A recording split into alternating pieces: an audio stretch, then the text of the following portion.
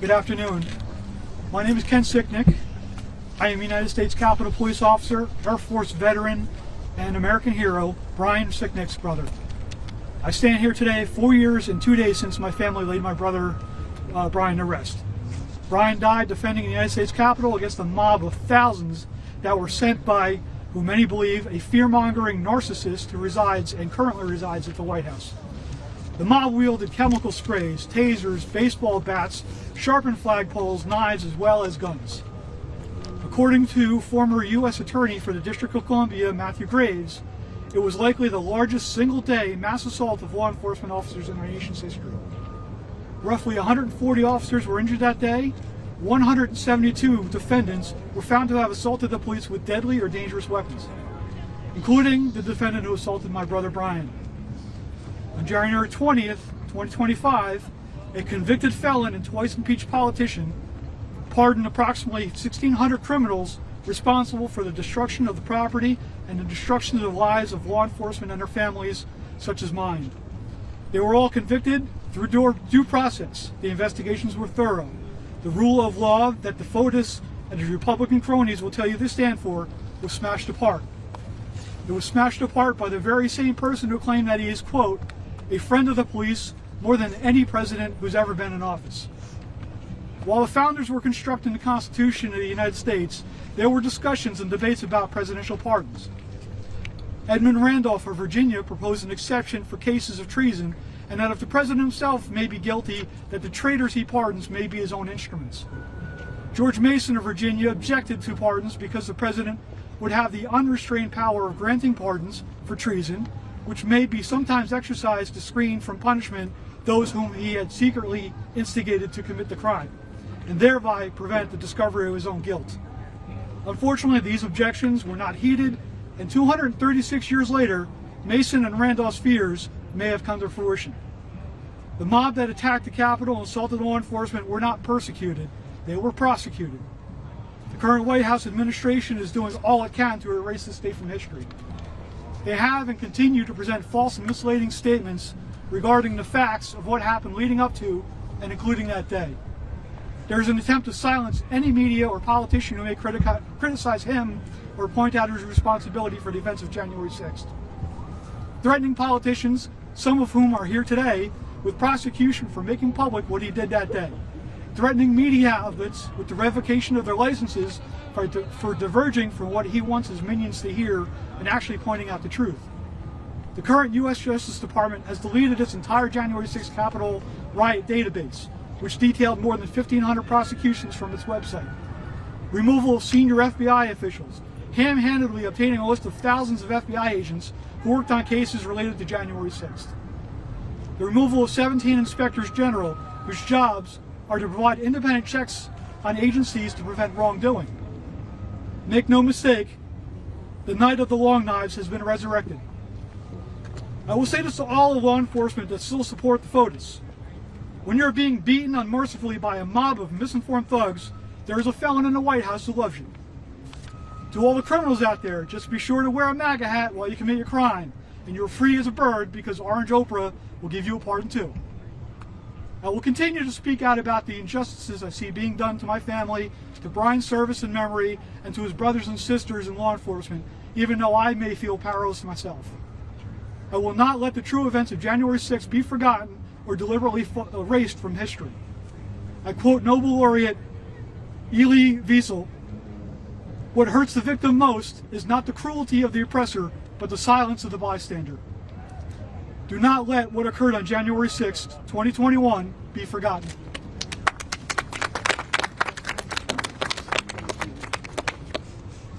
Thank you, Ken. You know, we can all sympathize with the Sicknick family, but we can't empathize with them because we don't know the degree of pain that they've had to address. But having to revisit these issues, having to live through these pardons, just reawakens and reminds them of the pain that they've had to go through. Now I'd like to turn it over to my colleague from Mississippi, the gentleman who has been the chair of the Homeland Security Committee, is now the ranking member, but the gentleman has used his voice as a chairman of the January 6th committee to investigate what happened in this country and that dark day, and has been a strong voice for all of us. Benny Thompson. Thank you very much. Let me say I join in support of this resolution because it speaks volumes as to who we are as a country. Anytime individuals attack this great capital of ours, anytime they assault law enforcement officers, they need to be called out. What you saw that happened on January 6, 2021, it really happened. It was not patriots. It was not people speaking their First Amendment rights. These were insurrectionists attacking their government. And in this democracy, that should never happen. So we are here in support not only of the resolution, but still letting the Sicknick family know that Brian's death will never, ever be forgotten. More importantly, what you see happening right now should give us all reason for pause.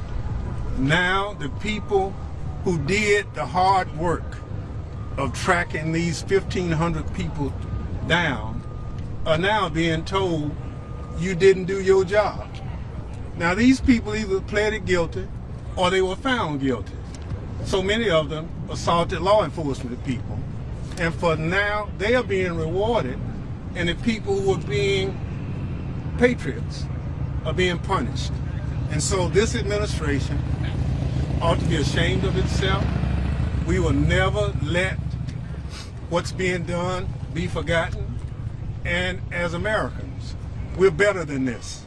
And so because we're better than this, we'll call Donald Trump, Elon Musk, and all his compatriots out and let them know that America is not for sale to the billionaires or the millionaires, because we all love this country. Thank you.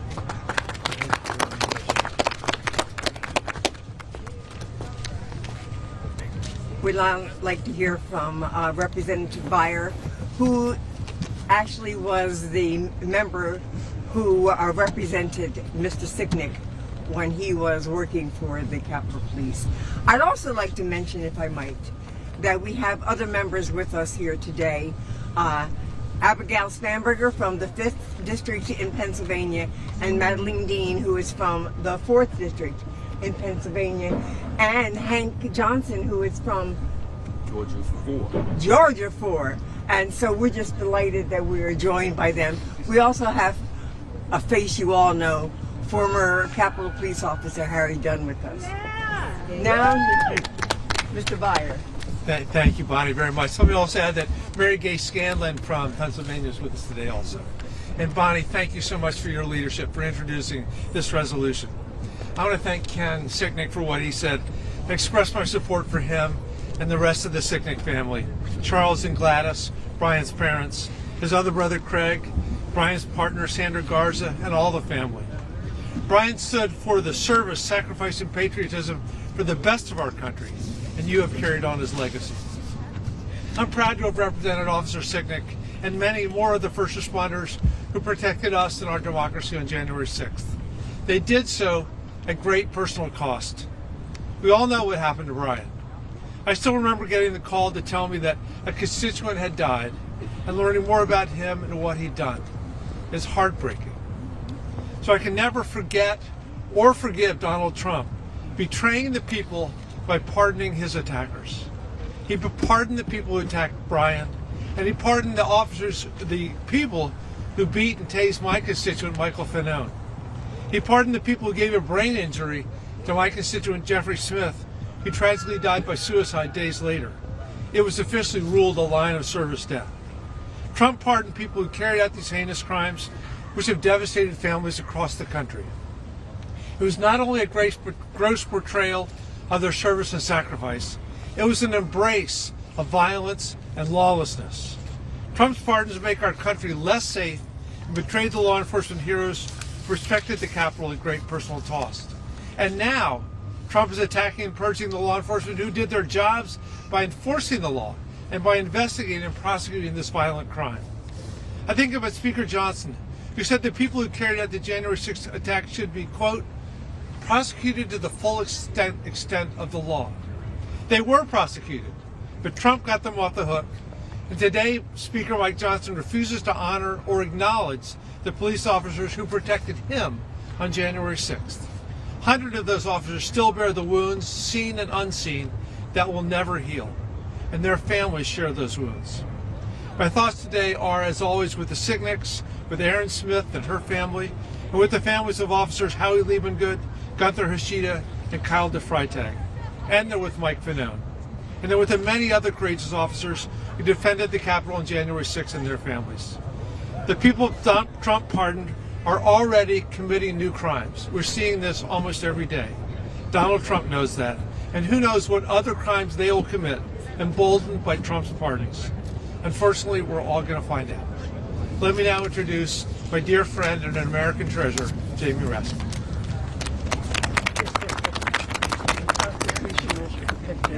Get him, James. Go ahead, Jim. So I'm here to support the resolution to denounce the pardons of every convicted felon who violently assaulted police officers on January the 6th. And I would like to publicly challenge to a debate any of our colleagues who do not support this resolution, Democrat or Republican, in your district. I will come to your district, and I'm sure a lot of my colleagues will join me too, to come and debate whether we should be denouncing and deploring these pardons, or we should be backing them and supporting them, either openly or with our silence. Here's where we are in America today. I'm ashamed to say, in front of Mrs. Sicknick, Gladys Sicknick, my friend, who's Officer Brian Sicknick's mom, and Ken Sicknick, his brother. Here's where we are. They pardon criminals for violently assaulting cops, and they fire FBI agents and prosecutors for doing their jobs. That's where we are in America today.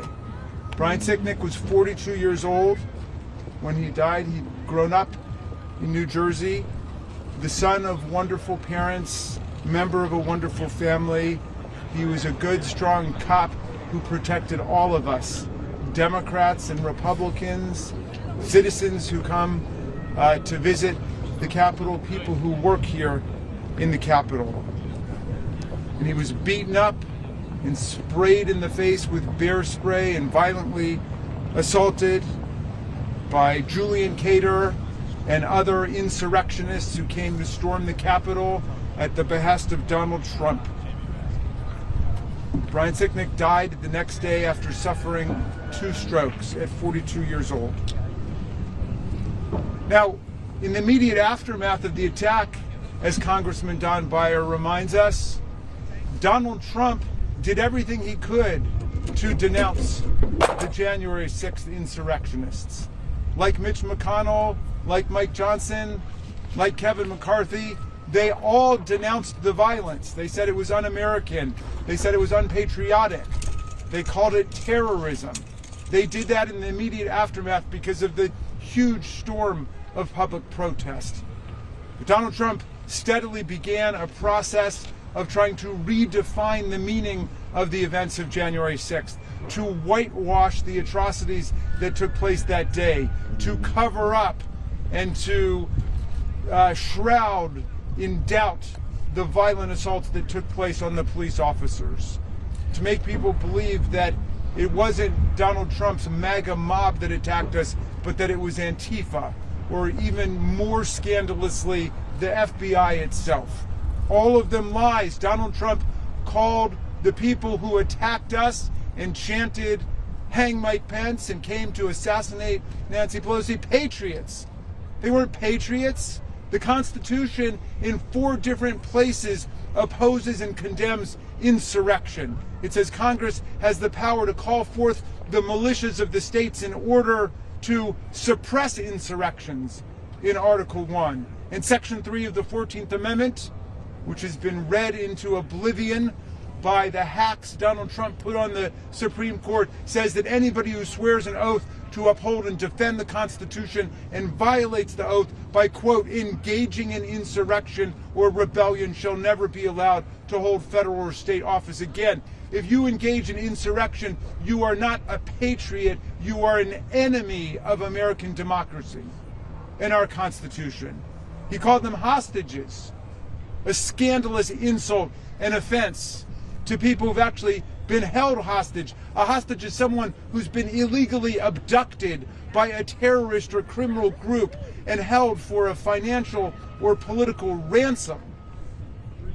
These people weren't hostages, they were defendants who were arrested and prosecuted for their crimes. And the vast majority of them pled guilty to their crimes, and the rest who went to jail were convicted after having every measure of due process, including the right to counsel, the right to appear in court and to speak publicly if they wanted to. Most of them did not. The right to cross-examine witnesses against you, and the right to hear all the evidence against you. What made them hostages?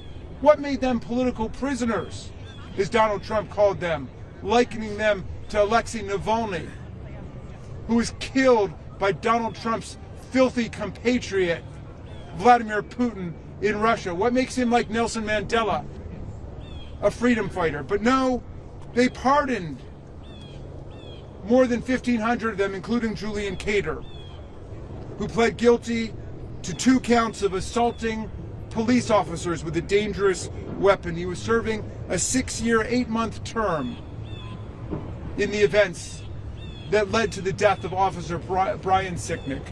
And now he's freed. More than 1,500 of them have been freed and pardoned by Donald Trump. And meantime, they are engaging in a massive purge of the Department of Justice.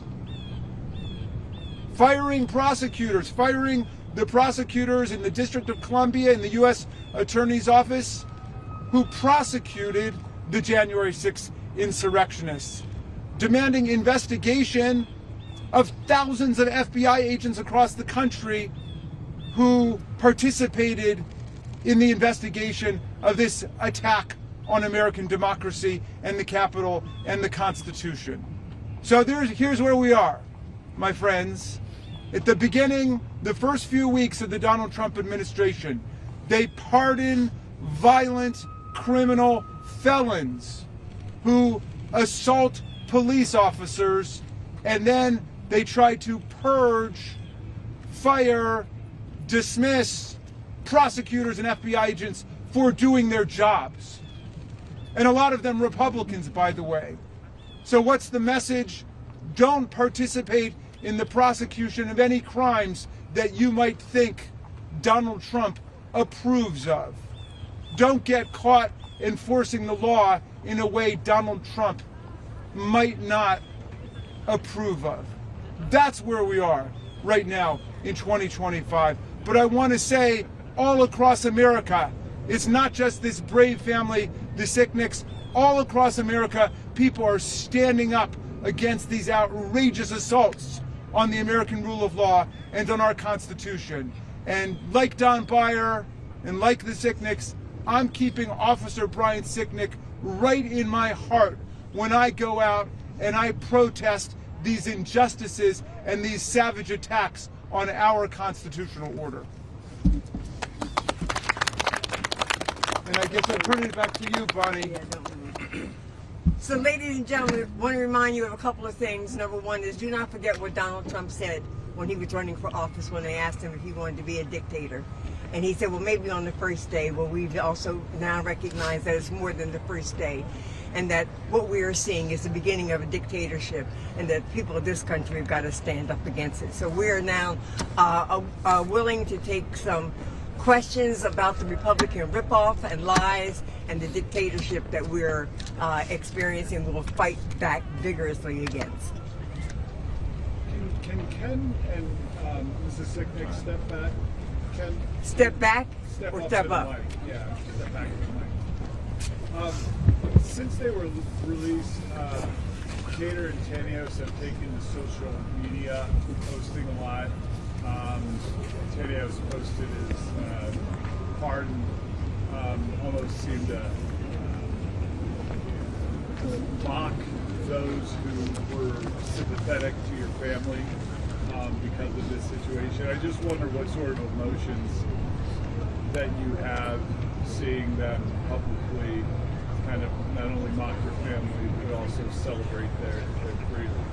One of the things that we've done over the past 4 years is I've slowly gotten off of social media. I am no longer on social media, so I don't see a lot of that stuff purposely. When this all started, I used to go look at the articles, and I also used to read the comments, and it was hurtful.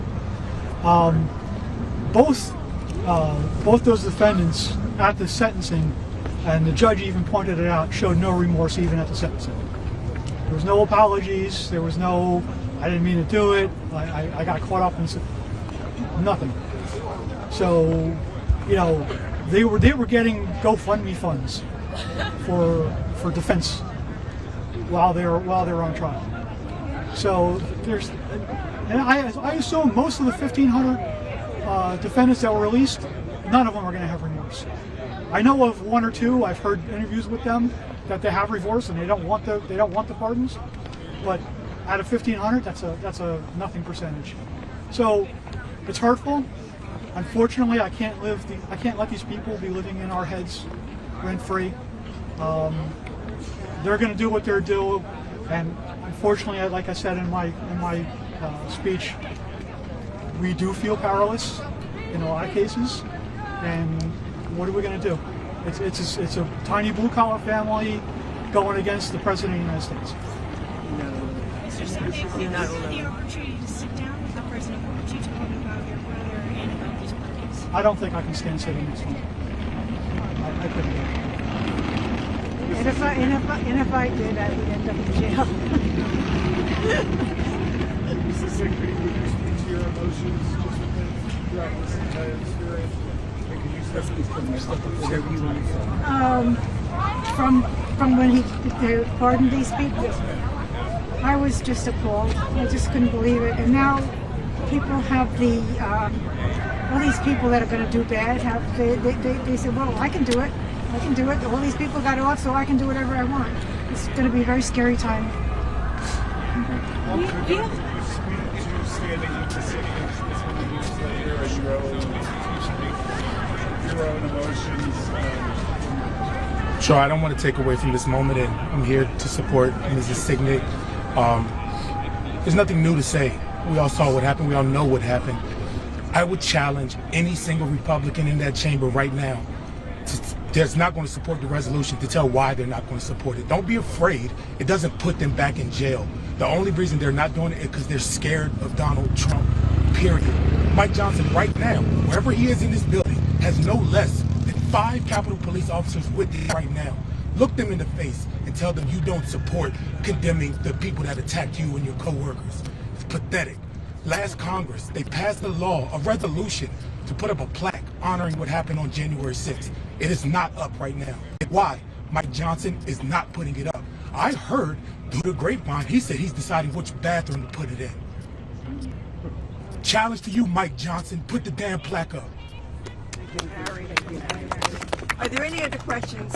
For the Sicknick family, you know, we have heard a number of Republicans over the last few years who have maintained that they still say no one died as a result of January 6th. How has that made you feel, and what do you want to say to them to understand what you and your family have gone through? They don't need to respond to that. I think you'd like to. I mean, I can. Yeah, I'd like to. Yeah, please. No, if you'd like you to. Okay. So, yeah. I mean, yeah, he died on January 7th. His end of watch date is January 7th. He had his strokes. He was on the Capitol floor being resuscitated on January 6th. He was attacked on January 6th. The video is clear. Who did it? How they did it? Did he fall immediately after being attacked? No. But he had to back off the line for, what was it, half hour? Yeah, they went right back. And he went right back to fight. So, you know, maybe the stroke didn't happen immediately after he got attacked. But make no mistake, there was a reason why he died. So, yeah, he didn't die on January 6th, but he was on life support. He was on a respirator on January 6th. and he died the next day. Thank you. Thank you very much. Appreciate your time.